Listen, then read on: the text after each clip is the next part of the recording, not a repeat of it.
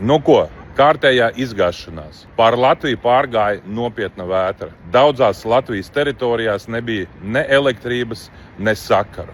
Rodas jautājums, kā tas varēja būt, ka daudzās pašvaldībās vispār nedarbojās mobilie sakari. Mūs taču jau informēja iepriekš, ja gadījumā sāksies karš, lidos droni, jeb kāda cita nelaime, tad darbosies šūnapraidis. Visi telefoni ziņos, kad notiek kaut kas negaidīts Latvijā. Mēs zinām to, ka daudzās pašvaldībās telefoni nemaz nedarbojās. Šodien no rīta noskatījos rīta interviju ar varam ministru Tavaru, kurš teica, ka Olainas mērs vispār bija atgriezts no jebkādiem sakariem. Viņš nevarēja sazināties ar īpašiem dienestiem. Problēmas, kas bija Olainē, par tām nevarēja noinformēt ne ātro palīdzību, ne glābējus, ne ugunsdzēsējus.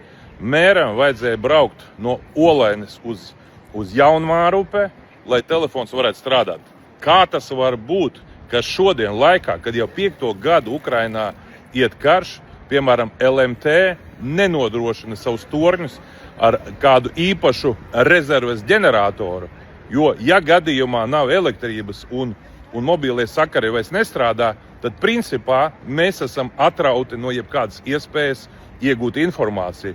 Šodien man ziņo, ka vēl joprojām Latvijā ir teritorijas, kurās nav nekāda sakari, kurā joprojām nav vēl elektrības. Tā ir visatļautība, neizdarība, un šeit ir nepieciešams meklēt atbildīgos, jo, kā jau teicu, ir 5. gads, kopš Ukrainā notiek karš, un ja mēs vētras rezultātā pazaudējam visus sakarus, tās nav pieņemami. Atbildīgajiem dienestiem, tomēr vai cilvēkiem, kas par to ir atbildīgi, ir jānes visa atbildība tautas priekšā.